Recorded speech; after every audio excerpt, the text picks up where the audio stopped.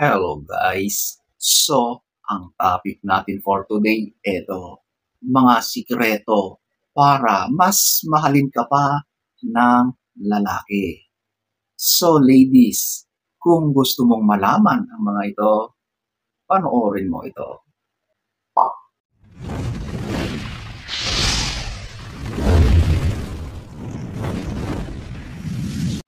So, huwag na tayong magpaligoy-ligoy, ating aalamin. Number 1, eto yung ibigay mo yung karanasan. Ibigay mo yung pangangailangan sa S. Ang relasyon, pagmamahalan yan, okay? Ang dapat i-consider para mas magiging matibay ang pagmamahalan, para yan ay mas magtatagal.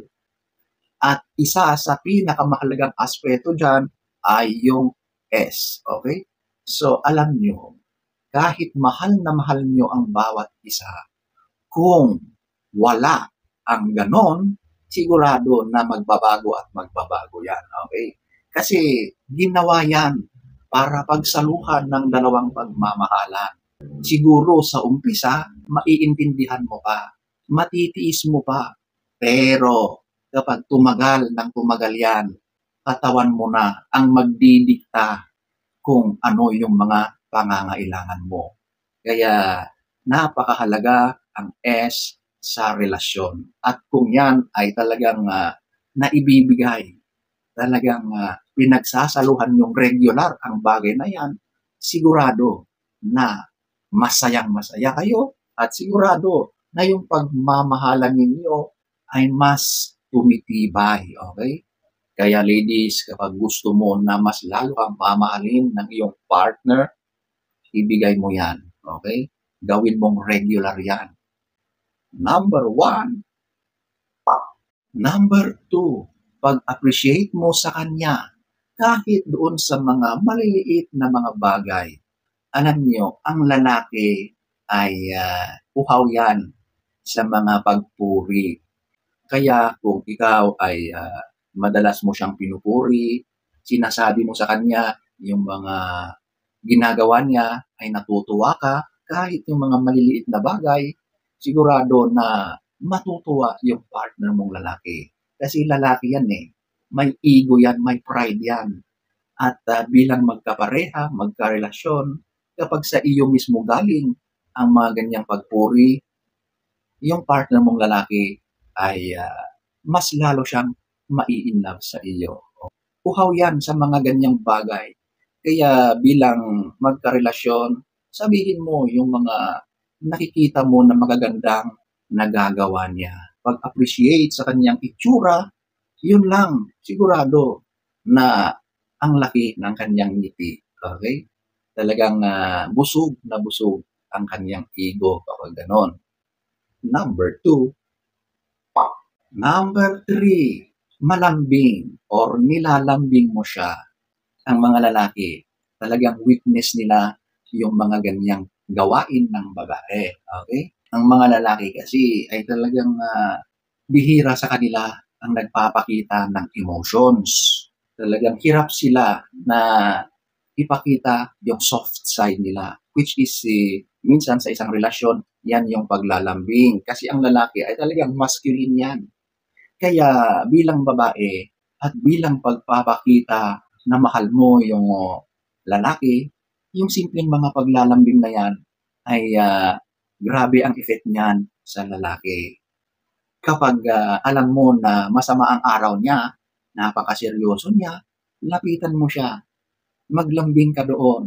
Yung simpleng pagtabi mo, yung simpleng pagyakap mo, at yung mga gestures na alam mo na nagpapakita ka ng pagmamahal, ng concern sa kanya. Kapag ganoon, yung lalaki ay makakaramdam ng relief sa mga pinagdadaanan niya. Kasi nandyan ka, sa halip na siya ay nai-stress or may problema, napapawi yun kasi nakikita niya sa iyo yung mga gestures ng pagpapakita ng pagmamahal. Yung ganyang mga feminine gestures, weakness ng mga lalaki yan. Okay? So, ayan po, ang number 3. Number 4, huwag kang magpabaya sa sarili mo. So, ladies, ang mga lalaki, lagi kong sinasabi na mga visual na creatures kami. So, dapat ay hindi porket kayo na ay matagal na nagsasama, ay nagiging kampante ka na sa sarili mo. Hindi po. Sana kahit matagal na kayo ay inaalagaan mo pa rin ang sarili mo. Or make it sure na kaakit-akit ka pa rin sa paningin ng iyong partner, okay? Alam nyo, kahit mahal na mahal nyo ang bawat isa, kapag nagbabago na yung itsura mo, talagang nagpabaya ka na, hinayaan mo na sobrang lumaki ka na, hindi ka na nag-aayos ng sarili mo, sa sobrang busy mo, ay talagang hindi ka na rin nakakapaglinis ng sarili mo. Kapag ganoon, nako, hindi nakakatuwa. Sigurado na yung partner mo, kahit mahal na mahal ka niyan, ay magbabago at magbabago yan, promise. Kaya may mga lalaki na talagang literal na naghahanap ng iba dahil sa ganyang pagpapabaya sa sarili, okay? Hindi ko sinasabi na tama ang ginagawa ng lalaki. Mali po yun. Pero isang dahilan yan para maghanap sila, okay? Kasi karamihan ng mga lalaki, kapag nakikita nila na pinabayaan mo na ng lubusan ang sarili mo, hindi ka nakaakit-akit sa kanilang paningin, magiging dahilan yan para sila ay mapatingin sa iba. Kaya ladies, kahit matagal na kayong nagsasama, make it sure na inaayos mo ang sarili mo para sa inyong dalawa, para sa partner mo, at para din sa sarili mo. Ang sarap ng feeling, di ba? Na kahit matagal na kayo or nagkakaedad na, pero yung itsura mo ay maganda ka pa rin. Kaakit-akit ka pa rin. Mas nagbibigay ng confidence yun, di ba? Mas tumataas pa ang self-worth mo. Masarap sa pakiramdam kapag ganyan ang ginagawa mo sa mismong sarili mo. Okay? At syempre, on the part of your partner, sobrang matutuwa yan. Talagang mas lalong tumitibay ang pagsasama niyo dahil sa hindi pagpapabaya sa sarili. Number 4. Number 5, ito yung pagsilbihan mo siya. Ang pagsisilbi na ito ay dapat ginagawa natin sa ating mga kapareha. Bilang babae, pagsilbihan mo ang iyong partner.